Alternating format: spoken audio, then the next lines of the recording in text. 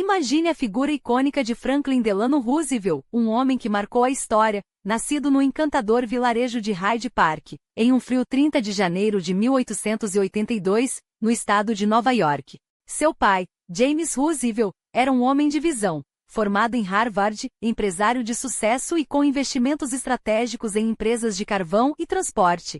Além de sua astúcia nos negócios, tinha influências políticas valiosas, chegando a servir como secretário na Embaixada Americana, um cargo que o Partido Democrata valorizava profundamente. Curiosamente, décadas antes, em meados do século XIX, a Grã-Bretanha havia recebido um embaixador norte-americano que se tornaria o 15º presidente dos Estados Unidos, o notável James Buchanan. Já sua mãe, Sarah Delano, era uma mulher de fibra e inteligência aguçada, descendente daqueles corajosos pioneiros que atravessaram o Atlântico a bordo do Mayflower. Casada com James desde 1880, ela carregava consigo uma história familiar rica e diversificada. Seu pai, Warren, havia gerenciado um próspero negócio de ópio em Hong Kong, então sob domínio britânico, enquanto ela própria teve a oportunidade de estudar em uma renomada escola para moças na pitoresca Dresden, na Alemanha. Essa herança multicultural e aberta moldou Franklin desde cedo, crescendo em um lar onde o conhecimento e a liberdade de pensamento eram valorizados. Não é difícil imaginar que nos dias de hoje, Sarah teria brilhado em uma carreira própria, mas as convenções sociais da época a limitaram ao papel de mãe dedicada. E foi justamente em Franklin, seu único filho, que ela depositou todas as suas esperanças e ambições. Desde pequeno, o jovem Roosevelt demonstrou uma energia contagiante e uma mente brilhante. Era daqueles que se destacavam em tudo o que faziam, seja nos esportes, como hipismo, tiro, tênis, golfe e polo, ou nos estudos. Ao contrário do que era comum na elite da época, Sarah optou por educá-lo pessoalmente nos primeiros anos, só o enviando para a prestigiosa escola interna Groton, em Massachusetts, quando ele já estava preparado para esse novo desafio. Lá, ele teve a sorte de ser orientado por Endicott Peabody, um diretor visionário que lhe ensinou valores cristãos e a importância da caridade, lições que Franklin levaria para a vida toda. Anos depois, foi justamente Peabody quem oficiou seu casamento em 1905, selando uma relação de profundo respeito mútuo. A vida de Franklin, no entanto, não foi isenta de perdas. Em 1900, com apenas 18 anos, ele enfrentou a dor da morte do pai, um golpe que abalou a família. Mas o destino lhe reservava um novo horizonte. No ano seguinte, seu primo distante, Theodore Roosevelt, assumiu a presidência dos Estados Unidos com um carisma arrebatador, tornando-se um modelo de liderança para o jovem Franklin. Foi nesse contexto que ele ingressou em Harvard, em Cambridge, onde, embora não tenha se destacado academicamente, chegando a brincar que seus 4 anos de economia foram em vão, deixou sua marca como editor do jornal estudantil Harvard Crimson, uma publicação tradicional desde 1873. Mesmo com altibaixos, formou-se em 1903 com um diploma em História, e após abandonar a Faculdade de Direito em 1908, iniciou sua carreira no escritório Carter Ledyard em Milburn, na área de Direito Marítimo. Era comum ouvi-lo dizer, com convicção, que um dia seguiria os passos do primo e se tornaria presidente. Enquanto construía sua trajetória profissional, Franklin reencontrou um amor de infância, sua prima distante Eleanor, filha de Elliott Roosevelt, irmão de Theodore. Apesar de suas famílias terem se distanciado no século XVII, ambos descendiam de Nicholas Roosevelt, um ancestral em comum. O romance floresceu, mas não sem resistência. Sarah, sua mãe, temia que o filho fosse jovem demais para o casamento, mas, em 17 de março de 1905, os dois se uniram em uma cerimônia onde o próprio presidente Theodore Roosevelt, tio de Eleanor, a entregou ao noivo. O casal se estabeleceu na propriedade da família em Springwood, Hyde Park, onde Eleanor teve que lidar com a difícil convivência ao lado da sogra. Juntos, tiveram 6 filhos, mas a tragédia os atingiu em 1909, com a perda do pequeno Franklin Jr. A vida conjugal não foi fácil. Eleanor, em suas memórias, admitiu as dificuldades da intimidade e a sensação de não ser plenamente compreendida. Franklin, por sua vez, lutava para se conectar emocionalmente, o que o levou a buscar afeto fora do casamento. Um dos casos mais conhecidos foi com Lucy Mercer, secretária de Eleanor, descoberto em 1916 por meio de cartas que ela encontrou por acaso. O escândalo quase destruiu a união, mas Sarah interveio, lembrando o filho de que um divórcio o afastaria de sua herança. Franklin prometeu romper com Lucy, promessa que mais tarde não cumpriu, e Eleanor, por dever ou respeito mútuo, decidiu permanecer ao seu lado até sua morte, em 1945. Mesmo com infidelidades, seu vínculo perdurou, talvez sustentado por uma aliança mais pragmática do que passional. Em 1910, Franklin deu um passo decisivo em sua carreira política filiando-se ao Partido Democrata. Seu sobrenome já era um passaporte para oportunidades, e ele não demoraria a brilhar. O futuro presidente dos Estados Unidos estava apenas começando a escrever sua história. A vitória nas eleições para a Assembleia Legislativa de Nova York não foi apenas um triunfo pessoal para Franklin Roosevelt, foi um marco que surpreendeu até os mais céticos. Em um estado dominado pelos republicanos, onde a máquina partidária parecia intransponível, ele conquistou um assento com uma campanha incansável, percorrendo distritos em seu automóvel, discursando com uma energia que já anunciava o líder carismático que viria a ser. O ano era 1910. E o que muitos viam como uma aposta arriscada se transformou em uma vitória estratégica, provando que o nome Roosevelt ainda carregava peso, mas agora aliado a uma determinação que ia além do sobrenome. Sua chegada à Assembleia em janeiro de 1911 não passou despercebida. Rapidamente, Franklin se destacou como uma voz dissonante dentro do próprio partido, liderando uma facção de insurgentes que desafiava o poderio de Tammany Hall, a temida máquina política que há décadas controlava as nomeações em Nova York com métodos muitas vezes questionáveis. Enquanto alguns democratas se curvavam aos interesses da organização, Roosevelt escolheu o caminho da resistência, ganhando a simpatia de um eleitorado cansado da corrupção e das negociações obscuras. Sua postura não era apenas moral, era calculada. Ele entendia que em uma era de profundas desigualdades, alinhar-se aos trabalhadores e às classes médias era mais do que justiça, era política inteligente. O cenário nacional, porém, reservava um teste ainda maior. Em 1912, a divisão no Partido Republicano abriu uma janela de oportunidade para os democratas.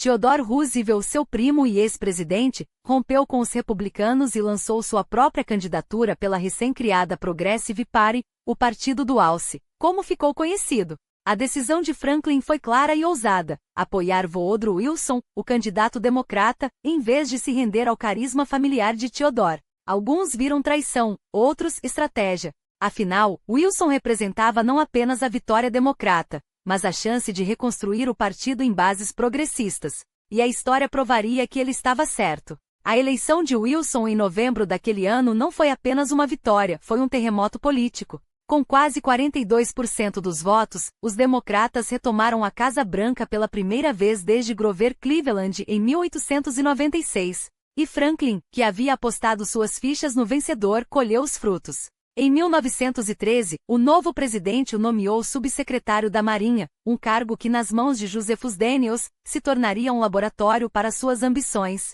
Roosevelt não hesitou, deixou a Assembleia de Nova York e partiu para Washington, onde o futuro começava a tomar forma. Na capital, sua atuação foi tão transformadora quanto controversa. Ao lado de Daniels, ele reformou a Marinha de dentro para fora, implementando um sistema de promoções por mérito que quebrou privilégios arraigados e deu espaço a oficiais competentes, independentemente de suas conexões. Mas seu trabalho ia além da burocracia. Ele se aproximou dos trabalhadores civis da Marinha, mediando conflitos laborais com uma habilidade que anos depois, seria crucial para enfrentar a Grande Depressão. Cada disputa resolvida, cada acordo negociado, era um ensaio para os desafios que viriam.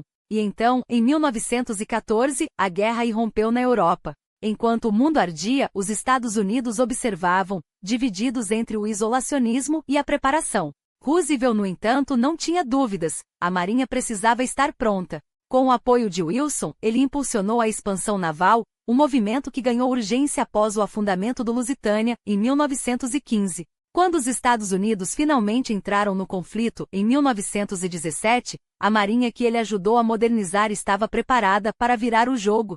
A contribuição americana foi decisiva para a derrota das potências centrais em 1918, e Franklin saiu da guerra não apenas como um administrador competente, mas como um estrategista visionário. Mas a paz trouxe novos desafios. Wilson sonhava com uma ordem internacional que evitasse futuros conflitos, e seu projeto, a Liga das Nações, era ambicioso. Roosevelt apoiou a ideia, mas viu de perto como o idealismo esbarrava na realidade. A resistência republicana no Senado, temerosa de que a soberania americana fosse diluída, enterrou o tratado. A derrota enfraqueceu Wilson e deixou uma lição para Franklin. Mesmo as causas mais nobres exigem não apenas convicção, mas também tato político. Era uma lição que ele nunca esqueceria. Mas a resistência ao envolvimento internacional não era apenas um capricho político, era um reflexo do cansaço de uma nação que, após sangrar na Europa, ansiava por isolar-se. O Senado, dominado pelos republicanos, não via com bons olhos a ideia de amarrar os Estados Unidos a compromissos além-mar.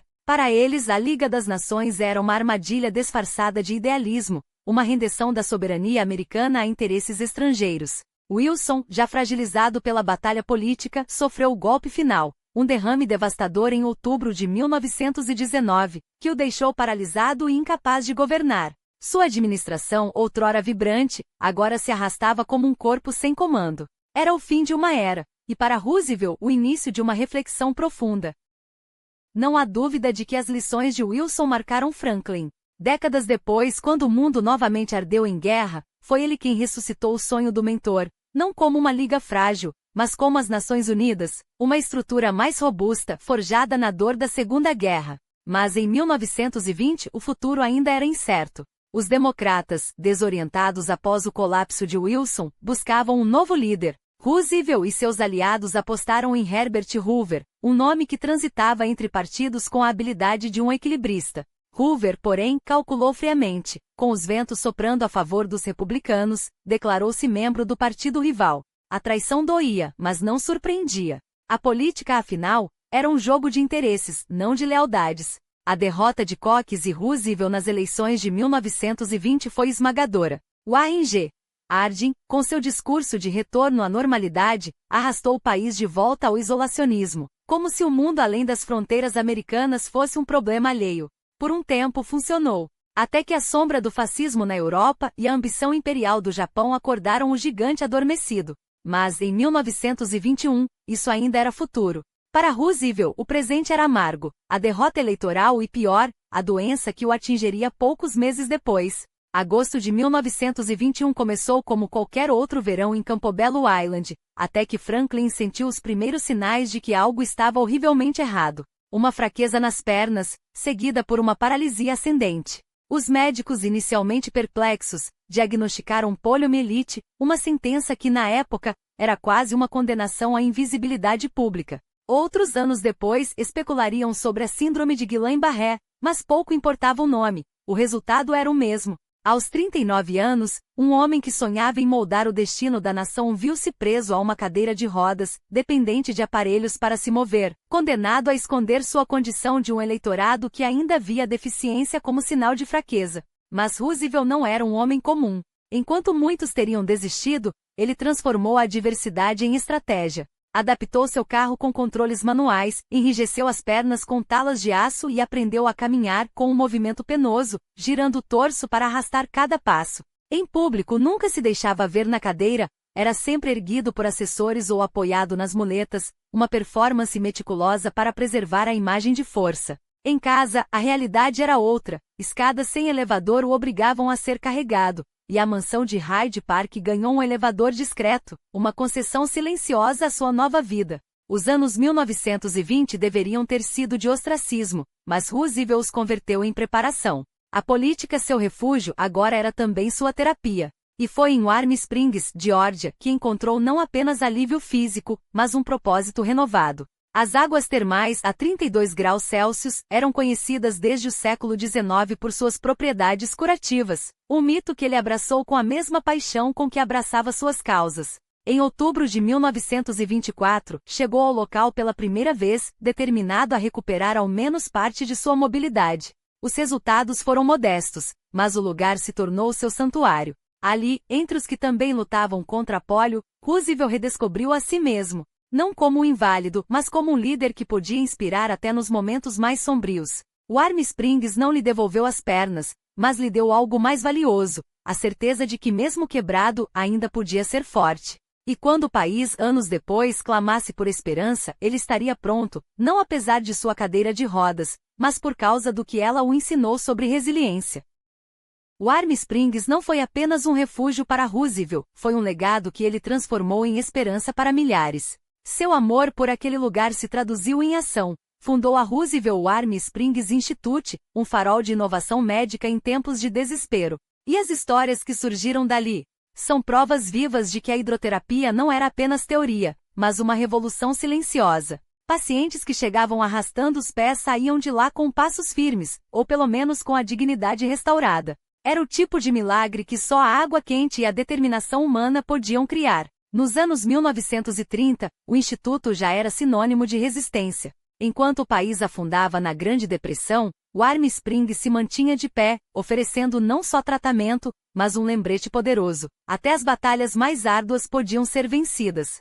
Roosevelt sabia disso melhor do que ninguém. Todo Thanksgiving ele voltava não como um político distante, mas como um anfitrião que servia esperança junto com o Peru. E quando construiu a Little White House, aquela casinha branca modesta, mas cheia de significado, deixou claro: aquele pedaço de terra era parte de sua alma. Mas enquanto Warm Springs curava corpos, a ambição de Roosevelt nunca arrefeceu. Mesmo nos anos 1920, quando se afastou dos holofotes, ele tecia sua volta nos bastidores. Os discursos que proferiu nas convenções democratas de 1924 e 1928 não eram apenas apoio aos candidatos, eram ensaios para seu próprio retorno. Cada palavra, cada gesto calculado, era uma peça de um tabuleiro que só ele enxergava por completo. Não importa se não ganharmos agora, parecia dizer. O que importa é que quando chegar minha hora, eles não esquecerão como soa a voz de um líder. E como soava. Roosevelt dominava os palanques com uma intensidade que faziam até os céticos se renderem. Segurava o púlpito como se fosse uma extensão de si mesmo, enquanto as pernas que o traíam em privado se recusavam a traí-lo em público. Ele sabia que os republicanos espreitavam, prontos para transformar sua cadeira de rodas em uma arma política. Como um homem que não anda pode governar, murmurariam. Então Roosevelt se esforçava. Ficava de pé, mesmo que por breves momentos, mesmo que custasse cada fibra de seu ser, porque a política não era só sobre capacidade, era sobre percepção. E ele, mestre das aparências, nunca deixaria que vissem sua fraqueza. O mais fascinante? O país nunca soube da verdadeira extensão de sua luta. A maioria acreditava que ele apenas mancava um pouco, um detalhe menor para um homem de tão grande estatura. A cadeira de rodas era um segredo guardado a 7 chaves, tão bem camuflado quanto os coquetéis que ele saboreava às escondidas durante a lei seca. Porque sim, Roosevelt era um homem de contradições. O reformador que adorava um uísque, o estadista que fumava sem parar, o idealista que sabia jogar sujo quando necessário. Enquanto isso, o Partido Democrata se desgarrava. A proibição dividia, a economia prosperava para alguns, e as eleições de 1924 e 1928 foram vitórias esmagadoras dos republicanos. Mas Roosevelt observava, aprendia. Quando Al Smith, o católico de origem humilde, foi derrubado pelo preconceito em 1928, Roosevelt viu a oportunidade. Smith, derrotado, lhe ofereceu o cargo que mudaria tudo, governador de New York. Uma vitória por apenas 1% dos votos, mas suficiente para colocá-lo no centro do palco. E então veio 1929. Terça-feira, 29 de outubro. O dia em que Wall Street desabou e levou consigo os sonhos de uma geração. Os mesmos americanos que tinham hipotecado suas vidas em ações, compradas com dinheiro emprestado, vendidas com promessas vazias, agora olhavam para o vazio, enquanto homens como Joseph P. Kennedy, pai do futuro presidente, enriqueciam com a desgraça alheia, vendendo a tempo, lucrando com a queda. Milhões descobriam que sua fé no sistema era tão frágil quanto o papel das ações que seguiam. Roosevelt, porém, via além do caos. Porque crises não destroem líderes, revelam-nos. E quando a nação clamasse por um salvador em 1932, ele estaria lá, não como um homem quebrado pela polio, mas como aquele que aprendeu em Warm Springs, que até as águas mais paradas podem se tornar uma correnteza imparável. A história não se escreve apenas com números em queda livre ou com as lágrimas daqueles que perderam tudo. Ela se forja nos erros que se repetem como ecos de uma sinfonia mal ensaiada, e naqueles que finalmente ousam quebrar o compasso. Porque o que derrubou Wall Street em 1929 não foi apenas um acidente de rua, um boato solto ao vento ou a venda desesperada de ações por investidores apavorados. Foi a soma de todas as ilusões que sustentavam um castelo de cartas, bancos que apostavam o dinheiro dos depositantes no mercado como se fossem jogadores em uma mesa de pôquer, um Federal Reserve que olhava para o lado enquanto a especulação engolia a economia real, e um governo que, quando a tempestade chegou, preferiu erguer muros. como a tarifa Sootavlei, em vez de pontes. O resultado? Um efeito dominó que não poupou ninguém. Os pequenos bancos, esses heróis anônimos que resistiram à ganância dos gigantes, viram-se arrastados pelo pânico quando os correntistas, de repente, descobriram que suas economias não passavam de promessas no papel. Desculpe, não temos fundos para devolver, tornou-se a frase que selou o destino de milhões. E quando o dinheiro parou de circular, as fábricas pararam de funcionar, os negócios fecharam as portas, e o desespero se espalhou como um vírus, primeiro nos Estados Unidos, depois no mundo. A Europa, ainda convalescente da Grande Guerra, viu seus créditos serem puxados de volta como um tapete arrancado de sob os pés. A Alemanha, humilhada e esmagada pela inflação, tornou-se terreno fértil para os discursos de ódio que prometiam ordem onde só havia caos. O Japão, sufocado pela dependência das exportações, virou-se para o militarismo como saída. E assim o crash de 29 não foi apenas uma crise econômica, foi o estupim de uma era de sombras que culminaria em campos de batalha. Enquanto isso, em Washington, Herbert Hoover, o homem que prometera um frango em cada panela e um carro em cada garagem, via seu legado desmoronar sob o peso de suas próprias hesitações. Ele poderia ter injetado liquidez nos bancos, evitando o colapso. Poderia ter flexibilizado o crédito, salvando empresas da falência. Poderia, enfim, ter agido como um cirurgião em vez de um espectador, mas escolheu a austeridade quando a nação clamava por oxigênio. Sua resposta? Aumentar impostos, estrangular o comércio e deixar que o mercado, esse Deus implacável, se ajustasse sozinho. O resultado? Uma depressão que se arrastaria por uma década e um nome que se tornaria sinônimo de fracasso. Overvilles, os acampamentos de desabrigados que brotavam como cogumelos após a chuva. Mas se Hoover foi o símbolo do que não fazer, Franklin Roosevelt seria a prova de que a história premia os audazes. Enquanto o país afundava, ele já desenhava seu plano em Albany como governador de Nova York. Não se tratava de caridade, tratava-se de justiça. Seguro-desemprego para quem perdia o trabalho, apoio aos agricultores esmagados pelas dívidas, pensões para os idosos abandonados à própria sorte. E quando os críticos chamavam suas ideias de socialistas, ele respondia com números. Nova York prosperava onde outros estados desabavam. A vitória esmagadora nas primárias democratas não foi um acaso, foi um veredicto. O povo estava pronto para um líder que não temesse a palavra ação. A Convenção Nacional de 1932 foi seu palco. Ali Roosevelt não apenas derrotou Al Smith, o candidato derrotado de 28, ele reescreveu as regras do jogo. Com John Nancy Garner ao seu lado, prometeu o que ninguém mais ousava: regular Wall Street e salvar os bancos, investir em obras públicas que pusessem o país de volta ao trabalho. O único limite para o nosso futuro é a nossa falta de coragem, declarou, enquanto multidões delirantes gritavam seu nome. Hoover, em comparação, parecia um fantasma do passado, um homem atolado em teorias enquanto o país queimava. A vitória em novembro foi um terremoto, 57% dos votos populares, 472 votos no colégio eleitoral, e uma mensagem clara: os americanos não queriam mais meias medidas. Queriam um New Deal. Mas o destino, como sempre, gostava de testar sua paciência. Em 15 de fevereiro de 1933, enquanto discursava em Miami, Roosevelt quase teve seu futuro apagado por 5 tiros.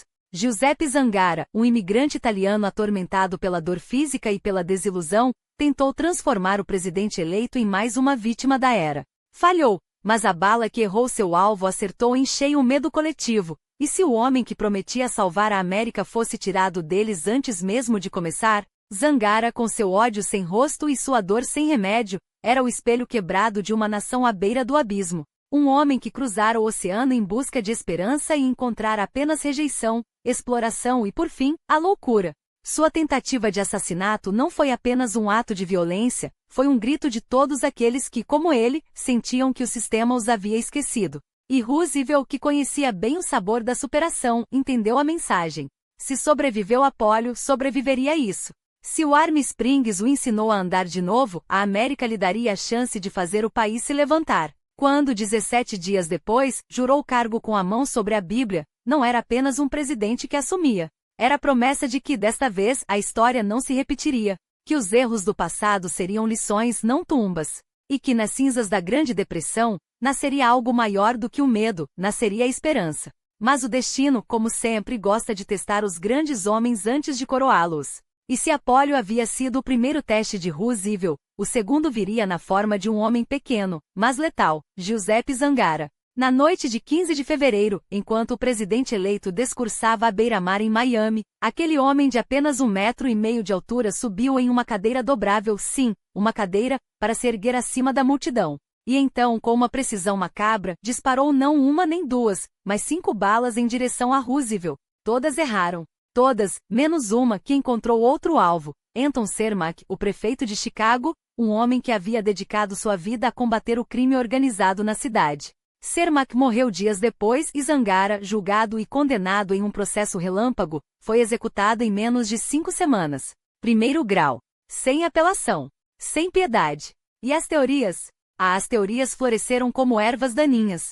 Zangara, um anarquista? Um pistoleiro contratado? Um louco solitário com ódio ao mundo? A verdade é que pouco importa. O que importa é que, enquanto a nação ainda tremia com o eco dos tiros, Roosevelt não vacilou. Porque em 4 de março de 1933, diante de uma multidão desesperada e de um país de joelhos, ele subiu ao pódio e disse algo que mudaria tudo. O único que devemos temer é o próprio medo. Não eram palavras vazias. Era um desafio. Um grito de guerra contra a paralisia que havia se apossado da América. Porque o medo, sim, aquele medo, era o verdadeiro inimigo, o que impedia os bancos de reabrirem, as fábricas de contratarem, as famílias de sonharem. E Roosevelt sabia, se a Grande Depressão era uma tempestade, o medo era o vento que a alimentava. Os números, aliás, não mentiam. 1 em cada 4 americanos sem trabalho. 2 milhões nas ruas famintos. Os preços dos alimentos despencando em 60%, enquanto os fazendeiros assistiam, impotentes, à ruína de suas terras. Bancos fechados. Negócios falidos. Famílias inteiras reduzidas a filões de pão e sopa de cozinha. Era uma crise tão profunda que até a grande recessão de 2008, décadas depois, pareceria um ensaio suave em comparação. Mas Roosevelt não era homem de ensaios. Era homem de ação. E se o país estava paralisado, ele moveria o governo para sacudi-lo. Porque a América não precisava de mais discursos, precisava de trabalho. Precisava de estradas, de pontes, de escolas. Precisava de uma mão estendida quando todas as outras haviam se fechado. E assim nasceu o New Deal. Não era caridade. Era um pacto. Um acordo entre o governo e o povo. Nós investiremos em vocês, e vocês reconstruirão este país. E para isso, Roosevelt não apenas seguiu os passos de seu primo distante, Theodore, aquele que havia enfrentado os barões ladinos da Era Dourada, como os amplificou. Porque se Theodore havia dado o primeiro golpe contra a desigualdade, Franklin viria com o martelo, bancos regulados, empregos garantidos, uma rede de segurança para quem caísse. E como fazer isso chegar a todos?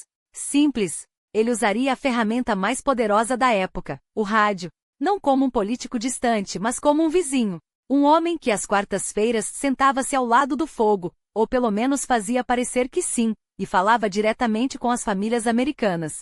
Fireside chats ele chamava. Conversas íntimas em meio ao caos. E funcionava. Porque quando Roosevelt dizia, nós vamos superar isso, as pessoas acreditavam. Porque ele não estava em Washington apenas para governar, estava para liderar. E liderar, ele liderou. Em 9 de março de 1933, com o sistema bancário à beira do colapso, ele assinou o Emergency Banking Act. Bancos fechados? Reabertos sob controle. Dinheiro escasso? A Reserva Federal imprimiria mais. Corridas aos bancos? Acabaram em 6 dias. O mercado? Disparou 15% em uma semana. Era o primeiro sinal. A América respirava novamente. Mas isso era só o começo.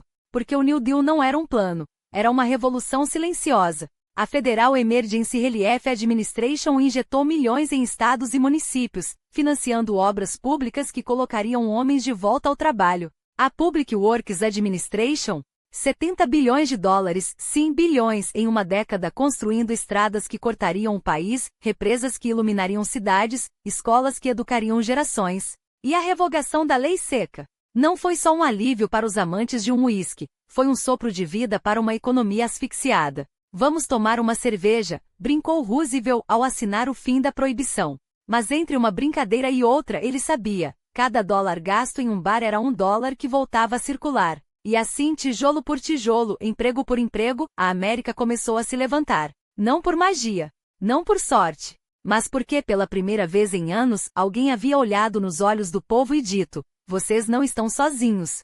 E isso, meus amigos, muda tudo. Há algo de profundamente comovedor em saber que, enquanto a nação sangrava, homens como os 250 mil jovens do Civilian Conservation Corps encontraram não apenas um salário, mas um propósito. Eles plantaram árvores onde só havia poeira, construíram parques onde reinava o abandono, e ergueram pontes, não só de concreto, mas de esperança, entre um país dividido e seu futuro. E enquanto isso, nas cidades e nos campos, outras engrenagens do progresso começaram a girar. O Reconstruction Finance Corporation não foi apenas um fundo, foi um socorro para indústrias asfixiadas, um fôlego para ferrovias que ameaçavam parar, um investimento em infraestrutura que dizia sem palavras, a América não para. E os agricultores? Ah, eles merecem um capítulo à parte. Quando o Agricultural Adjustment Act chegou, não foi para puni-los, mas para salvá-los e a si mesmos. Reduzir a produção? Deixar campos em pousio? Parecia contraintuitivo, até perceberem que, pela primeira vez em anos, o preço do algodão e do milho não os deixaria na miséria. Era um sacrifício hoje para um amanhã viável. E o governo, em vez de virar as costas, estendeu a mão. Nós pagamos por isso. Vocês não estão sozinhos. Mas Roosevelt não parou por aí. Ele sabia que uma economia não se sustenta só com boas intenções, precisa de regras claras.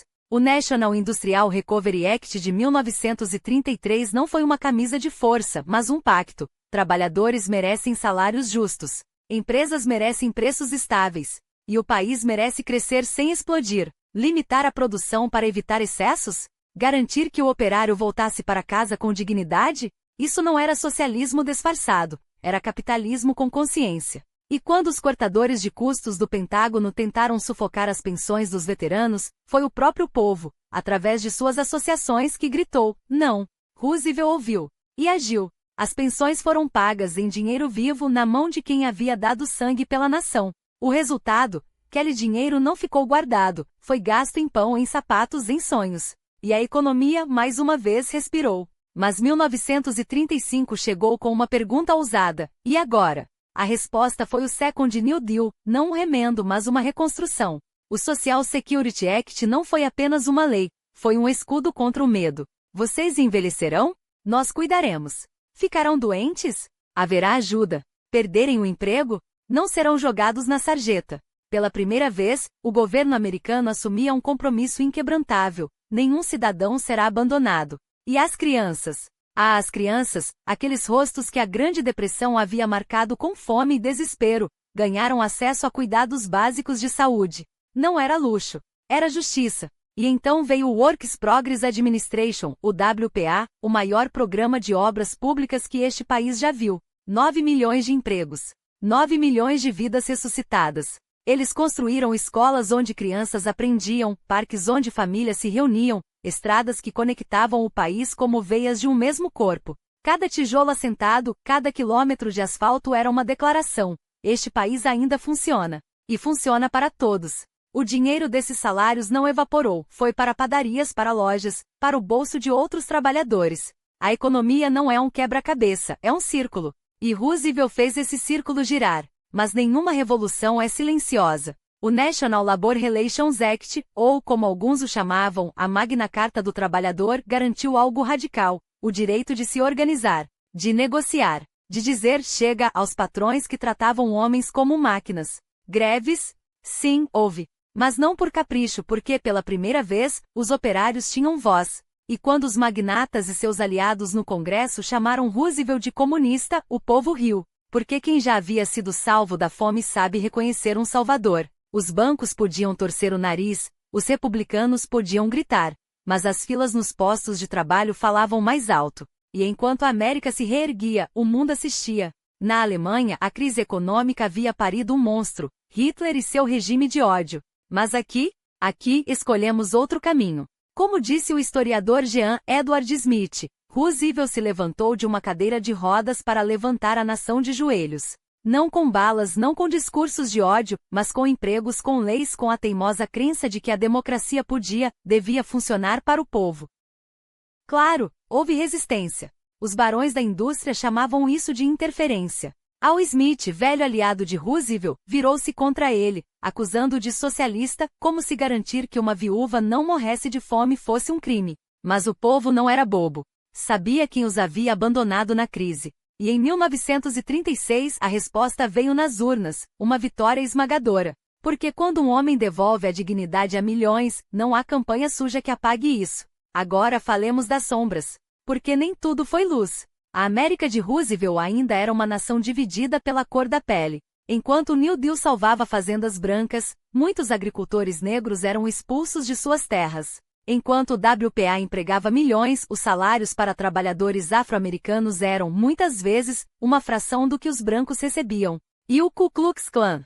Eles não haviam desaparecido, apenas se recolheram, como um veneno esperando a próxima oportunidade. Nos anos 1920 chegaram a marchar por Washington vestidos de pureza, enquanto linchamentos manchavam o sul de sangue. A promessa de igualdade do New Deal era real, mas incompleta. Roosevelt, pressionado, deu passos timidamente. Nomeou a primeira mulher negra para um cargo federal de alto escalão, Mary M. Celeud Bethune. Criou a Black Cabinet, um grupo de conselheiros afro-americanos.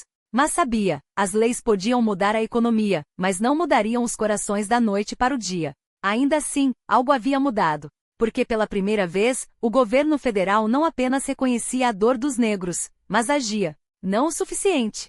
Nunca o suficiente. Mas era um começo. E em um país onde, poucos anos antes, o clã ditava leis com tochas e cordas, até um começo era uma revolução. Enquanto isso, a Ku Klux Klan crescia como um tumor no corpo da nação, milhões de membros, um em cada 10 homens brancos americanos jurando lealdade à tocha e à forca. Não era apenas ódio, era rotina. Linchamentos se tornaram parte do calendário sulista, tão previsíveis quanto a colheita do algodão. E no meio desse pesadelo, um homem no Salão Oval ousou dizer: basta.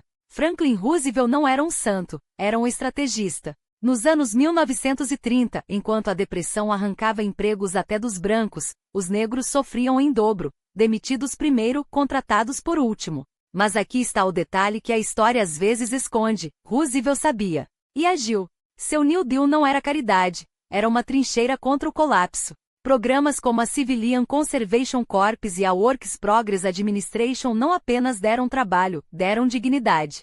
Para uma comunidade acostumada a ser tratada como descarte, isso era revolucionário. E então veio Eleanor, não a primeira-dama de chá e sorrisos, mas a mulher que desafiou a segregação sentando-se ao lado de negros em eventos públicos, que pressionou o marido quando ele hesitava, que transformou a Casa Branca em um farol para os esquecidos. O NAAC não tinha uma aliada, tinha uma guerreira.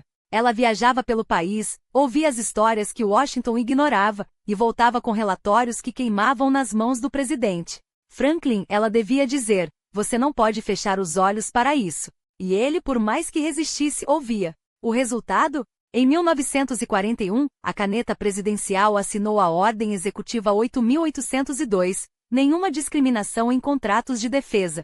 Parece pouco hoje, mas na época era um terremoto. Pela primeira vez, o governo federal dizia aos empregadores: vocês não podem mais barrar um homem por causa da cor da pele. Historiadores chamam isso de o primeiro passo real para os direitos civis no século XX. E não foi acaso e foi pressão. Pressão de uma primeira-dama que não aceitava não como resposta, de um presidente que, apesar dos cálculos políticos, entendeu que a justiça não podia esperar mais um século.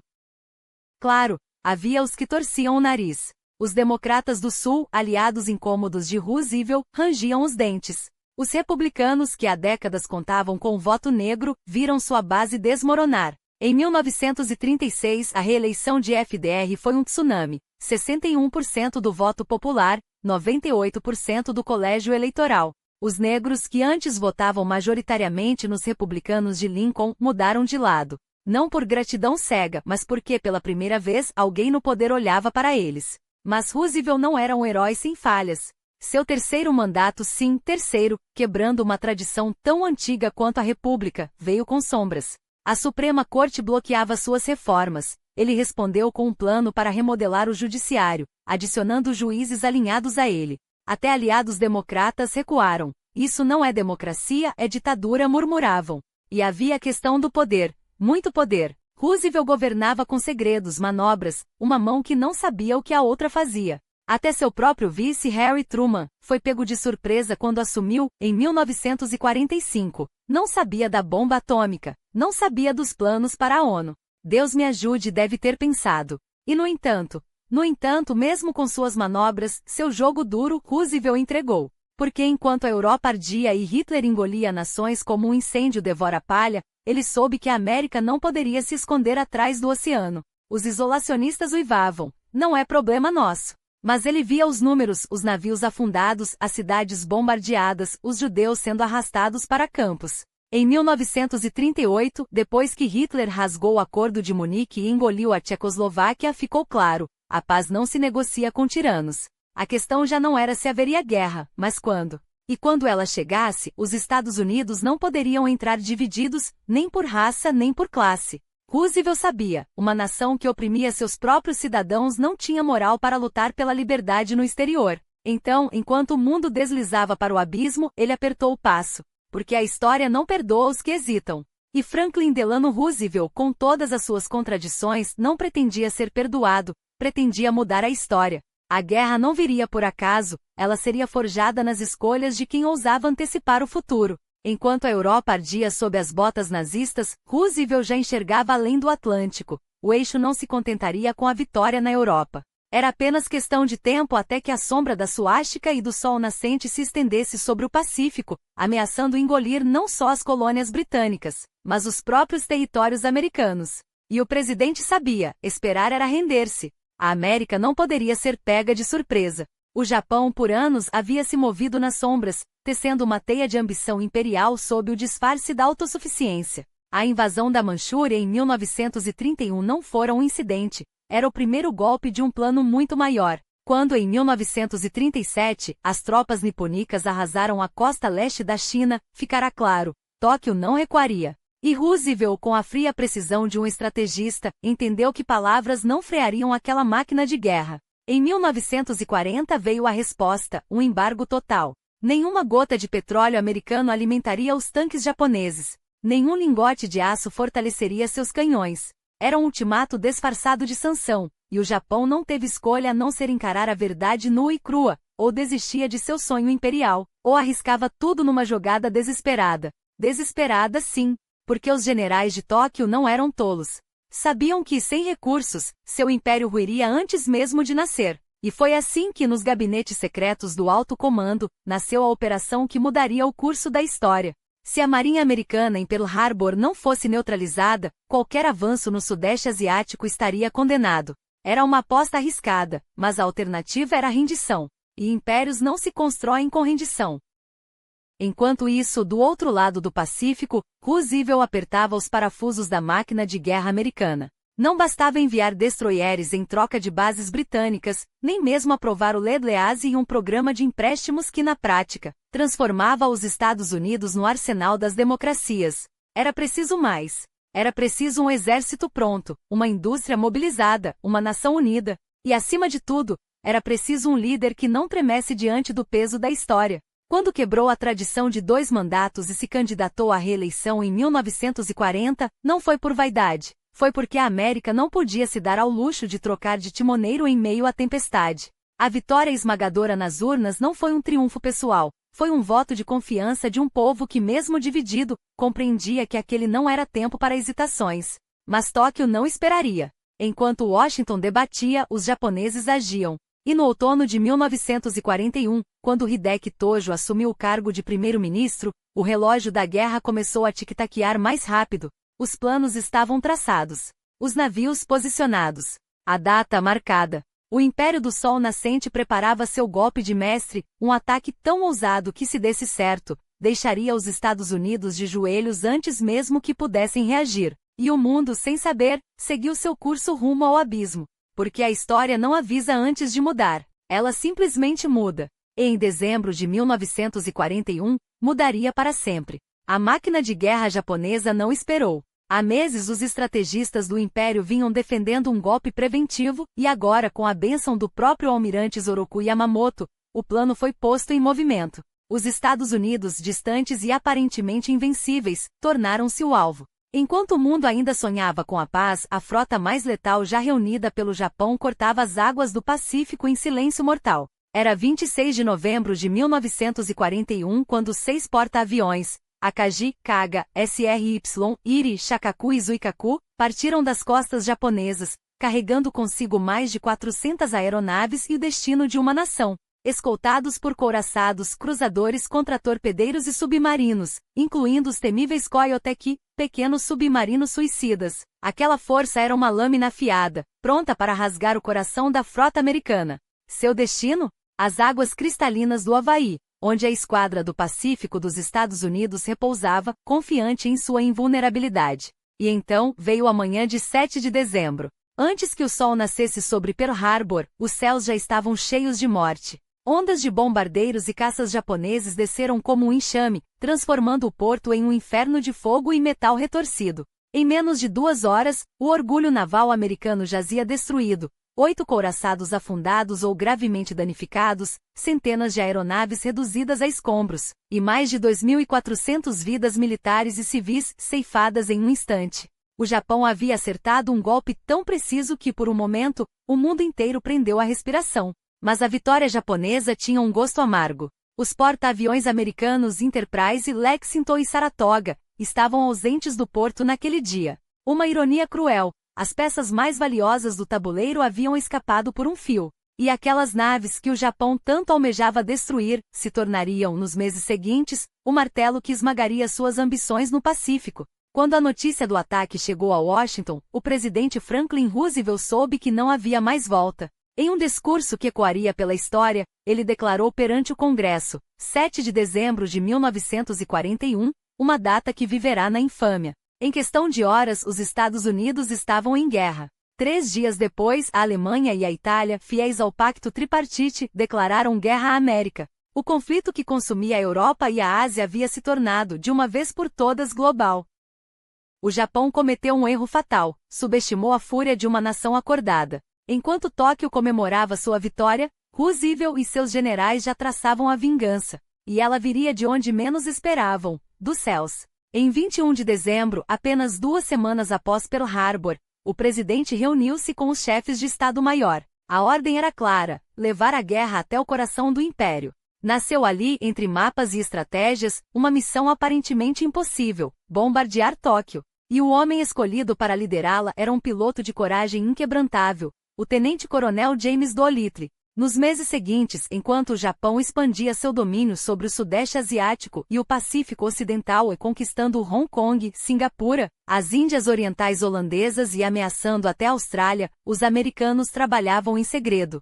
Treinavam pilotos para decolar de um porta-aviões com bombardeiros médios B-25, uma manobra nunca antes tentada. O plano era ousado: voar até Tóquio, lançar suas bombas e, então, tentar escapar para a China, onde aliados esperavam por eles. Em 18 de abril de 1942, o mundo assistiria atônito ao impossível tornar-se real. 16B-25 Mitchell decolaram do USS Hornet, rumo ao território japonês. As bombas caíram sobre Tóquio, Yokohama, Nagoya e Kobe. O dano material foi mínimo, mas o efeito psicológico? Devastador. Pela primeira vez, o solo sagrado do Japão havia sido violado. E enquanto os pilotos americanos, exaustos, tentavam pousar ou ejetar sobre a China ocupada, a notícia do raid espalhou-se como fogo, prova de que os Estados Unidos não apenas resistiriam, como levariam a luta até o inimigo. O Japão, que até então avançava sem resistência, viu-se pela primeira vez na defensiva. E o pior ainda estava por vir. Em junho de 1942, nas águas azuis de Midway, a maré da guerra viraria para sempre. A armadilha americana foi perfeita. 4 porta-aviões japoneses, Akagi, Kaga, SRY e Iri, afundados em um único dia. A espinha dorsal da frota imperial quebrada. A partir daquele momento, o Japão nunca mais recuperaria a iniciativa. Enquanto isso, no outro lado do globo, as forças do eixo começavam a ruir. Em Stalingrado, Hitler perdia 500.000 de homens. Na África, Rommel recuava. E em Washington, Roosevelt, com os olhos fixos no horizonte, sabia: a maré havia mudado. A guerra no Pacífico estava apenas começando. E desta vez, seria o Japão a sangrar. Mas o Japão não iria desistir sem lutar. E em agosto de 1942, enquanto o mundo ainda comemorava a vitória em Midway, os americanos deram o passo que mudaria tudo: Guadalcanal. Não foi uma escolha fácil. Washington tremia com a ideia de uma invasão japonesa à costa oeste, e Roosevelt, apesar de sua estratégia, Alemanha primeiro, sabia que não podia deixar Tóquio ditando as regras no Pacífico. Então, em uma jogada ousada, mais de 11.000 marines desembarcaram naquelas praias infernais, pegando os japoneses de surpresa.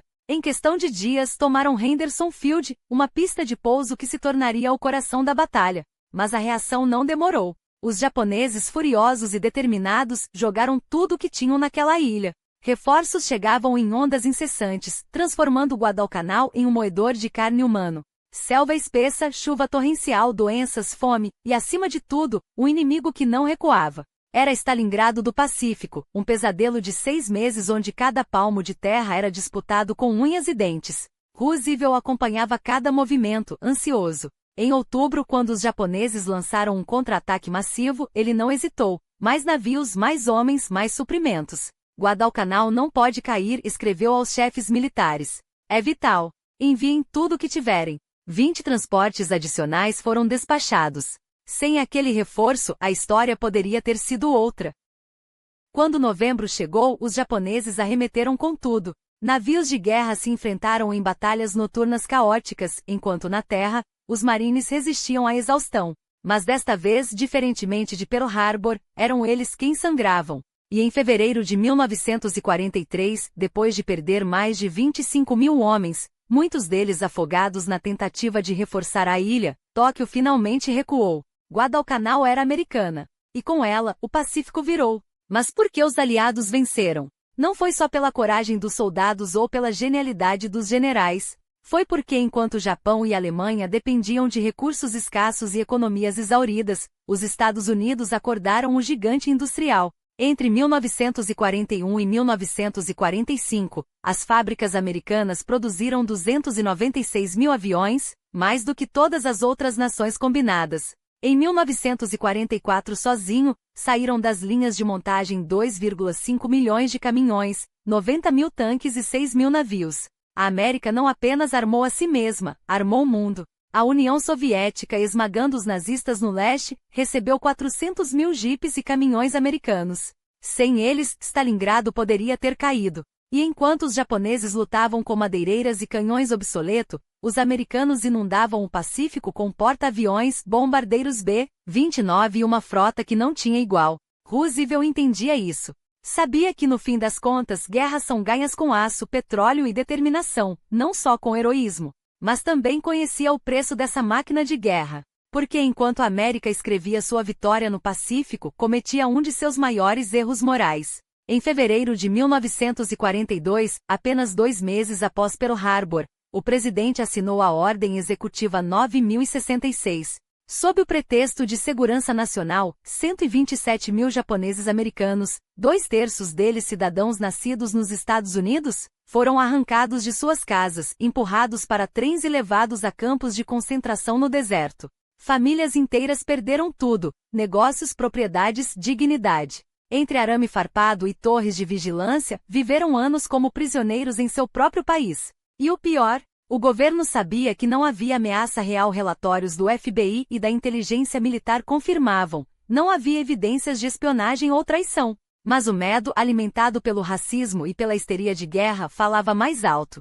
Só em 1988, quase meio século depois, o governo americano admitiu o crime. O presidente Reagan assinou a Lei das Liberdades Civis, pedindo desculpas oficiais e pagando reparações de $1,6 bilhão aos sobreviventes. Mas o dano já estava feito. Assim como outra mancha na história de Roosevelt, o silêncio diante do Holocausto. Enquanto milhões de judeus eram exterminados na Europa, os Estados Unidos fecharam as portas. Cotas de imigração permaneceram rígidas. Navios lotados de refugiados como o SS St. Louis foram mandados de volta. Muitos de seus passageiros acabariam em Auschwitz. Alguns argumentam que Roosevelt não podia fazer mais, que a opinião pública era contra. Outros que ele escolheu não fazer. O fato é que em uma guerra travada em nome da liberdade, milhões foram abandonados à sua sorte. A ironia? Enquanto a América lutava contra o fascismo no exterior, praticava suas próprias formas de opressão em casa. Mas a história não é preta no branco.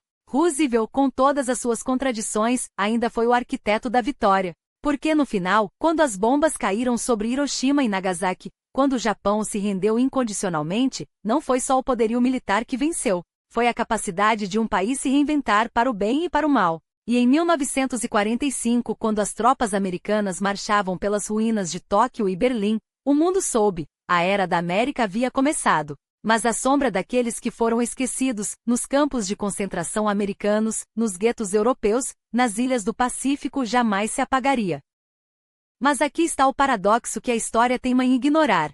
Enquanto o mundo celebrava a América como farol da liberdade, suas portas se fechavam para aqueles que mais precisavam dela. Sim, entre 180 mil e 225 mil judeus encontraram refúgio nos Estados Unidos, um número que à primeira vista parece impressionante. Até que se lembre, eram milhões os condenados aos fornos crematórios, aos guetos, às marchas da morte. E enquanto Hitler aperfeiçoava sua máquina de extermínio, a burocracia americana aperfeiçoava suas desculpas. Cotas de imigração diziam. Segurança nacional justificavam. Tempos difíceis suspiravam. Como se a dificuldade dos que fugiam do Holocausto pudesse ser medida na mesma balança que o medo de espalhar espiões nazistas entre os refugiados. Foi só em 1944, quando os campos de concentração já exalavam o cheiro de carne queimada há anos, quando a Europa sangrava há uma década, que o governo Roosevelt, pressionado por vozes como a do secretário do Tesouro Henry Morgenthau Jr., criou o War Refugee Board. Um gesto tardio, mas que sim, salvou dezenas de milhares de vidas nos meses finais da guerra. Não por bondade institucional, mas porque a máquina de propaganda nazista finalmente rachou, e o mundo não pôde mais fingir que não via. Mesmo assim, a América agiu como quem estende a mão depois de ter virado as costas, com cautela, com cálculo, com a frieza de quem sabe que a história julgará mais pelo que fez do que pelo que deixou de fazer. E não venham com o argumento de que ninguém podia prever a escala do horror. Em 1938, a Noite dos Cristais já havia mostrado ao mundo do que o Terceiro Reich era capaz. Em 1942, os relatórios sobre Auschwitz chegavam aos aliados, e eram arquivados. Roosevelt, o mestre da retórica humanista, o mesmo que prometera um New Deal para os esquecidos da América, escolheu a prudência política sobre a urgência moral. Não por maldade, mas por uma crença perigosa, a de que a guerra se ganhava com estratégia, não com compaixão. E assim, enquanto os generais planejavam a invasão da Normandia, os judeus da Europa eram deixados para trás, como peças secundárias num tabuleiro onde só contavam as grandes jogadas.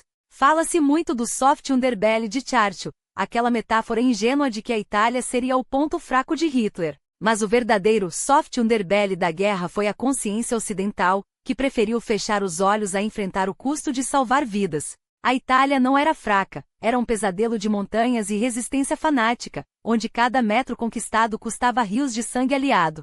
Já a França, com suas praias minadas e suas divisões blindadas, era o caminho óbvio, mas também o mais caro. E Roosevelt, o estrategista, soube esperar. Esperou até que Stalin, impaciente, quase abrisse sozinho a segunda frente. Esperou até que a pressão pela ação se tornasse insustentável. Porque a América não entrava em guerras para salvar judeus, ou poloneses, ou qualquer outro povo, entrava para vencer. E vencer, no cálculo frio da geopolítica, muitas vezes significa deixar alguns para trás.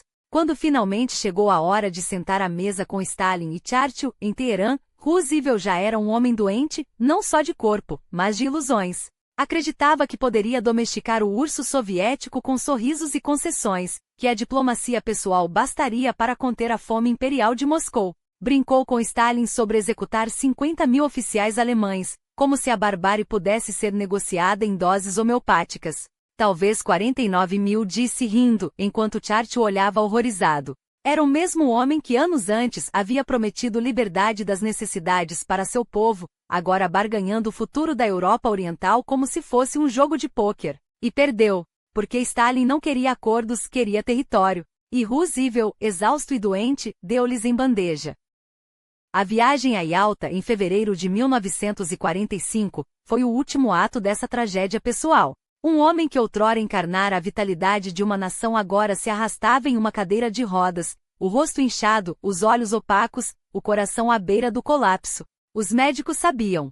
Cada mile percorrido era um golpe a mais em um corpo que já não aguentava. Mas Roosevelt insistiu. Porque no fundo, ele ainda acreditava no poder das palavras, na magia dos acordos, na ideia de que a história poderia ser moldada à força de vontade. Enquanto Stalin e Churchill dividiam a Europa com traços grossos no mapa, ele sonhava com uma ONU, com uma paz duradoura, com um mundo onde a América, sua América, seria a guardiã da ordem. Mas a ordem que ele ajudou a criar tinha um preço. E esse preço se chamava Europa Oriental, condenada a meio século de opressão soviética. O mesmo homem que salvara o capitalismo da Grande Depressão entregou metade de um continente ao comunismo sem disparar um tiro. Não por traição, mas por exaustão.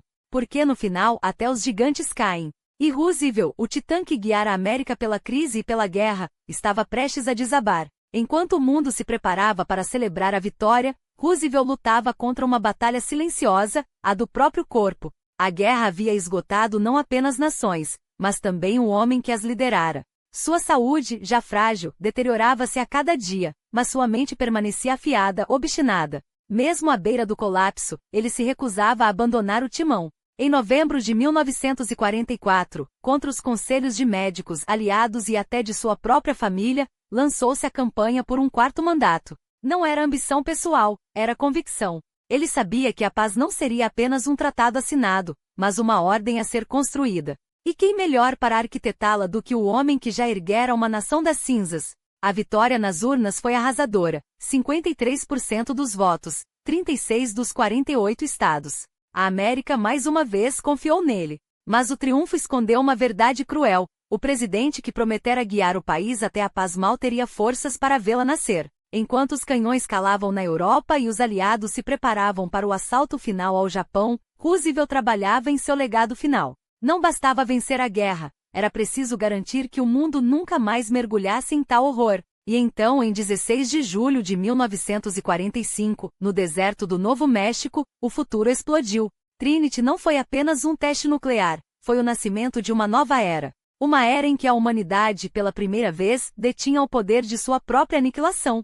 Roosevelt não viveu para ver aquele clarão sinistro, mas havia plantado suas sementes anos antes, quando Einstein e outros cientistas refugiados, os mesmos que a Alemanha expulsara, lhe advertiram sobre o perigo nas mãos de Hitler. O Projeto Manhattan não foi apenas uma corrida armamentista, foi um ato de desespero genial. E quando Hiroshima e Nagasaki se transformaram em cinzas, não foi apenas o Japão que se rendia. Foi o mundo antigo, o mundo das guerras totais, que sucumbia diante de uma verdade aterradora. A humanidade nunca mais poderia se dar ao luxo da destruição em massa. Mas Roosevelt, o estrategista, já previra isso. Enquanto os generais como Patton sonhavam em marchar sobre Moscou, ele entendia que a verdadeira batalha do pós-guerra não seria travada com tanques, mas com ideias. E assim, em abril de 1945, enquanto a sombra da morte se aproximava, ele viu nascer sua última grande obra, as Nações Unidas. Não era apenas um fórum diplomático, era a tentativa de domar o instinto humano pela guerra, de substituir balas por palavras, bombardeios por tratados.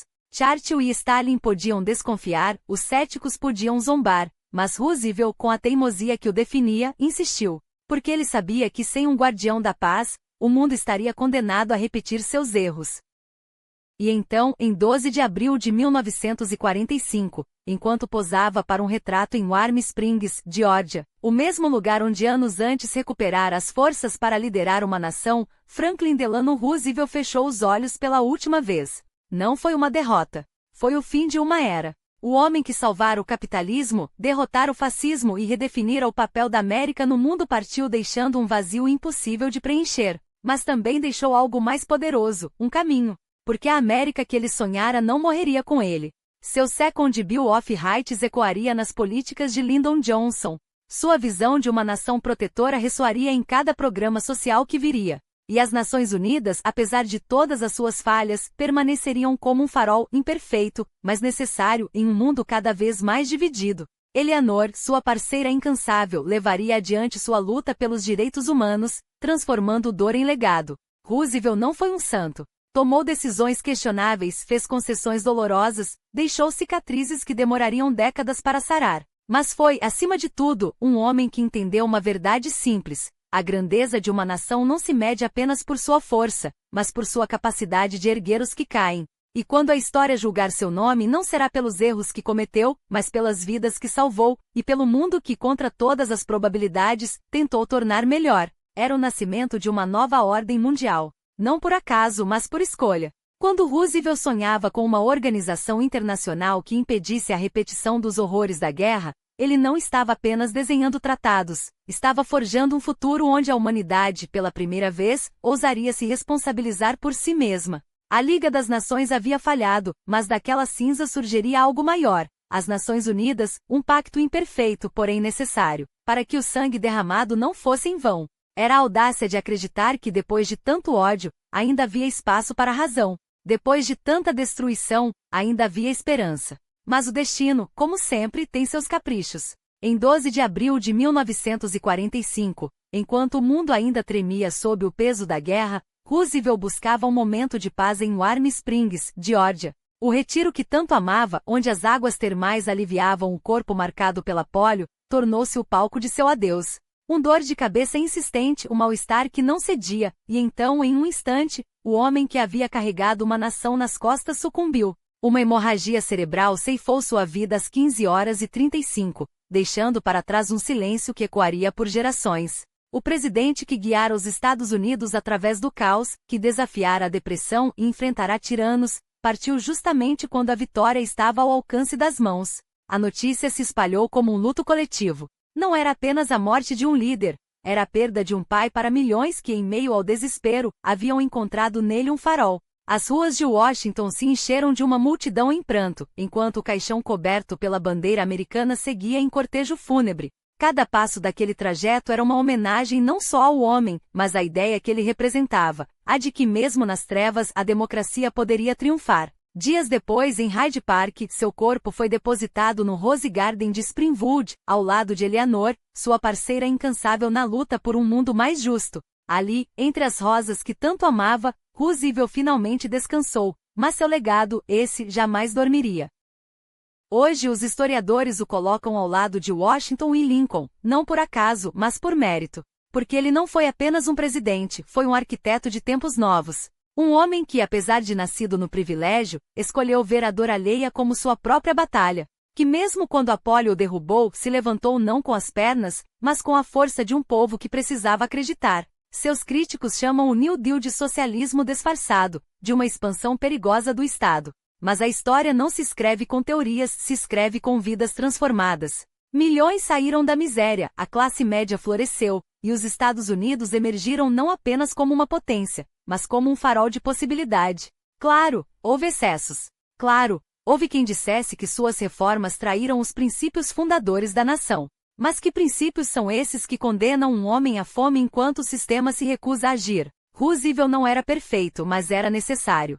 E se hoje os Estados Unidos se orgulham de ser a maior economia do mundo, de ter uma classe média que por décadas foi o motor do progresso, é porque alguém ousou dizer: basta. Basta de desigualdade desmedida. Basta de deixar o mercado decidir quem vive e quem morre. Ele partiu antes de ver o mundo que ajudou a construir. Não viu a rendição da Alemanha, nem a bandeira americana hasteada em Iwo Jima. Não viu as Nações Unidas se tornarem realidade, nem o Plano Marshall reconstruir a Europa.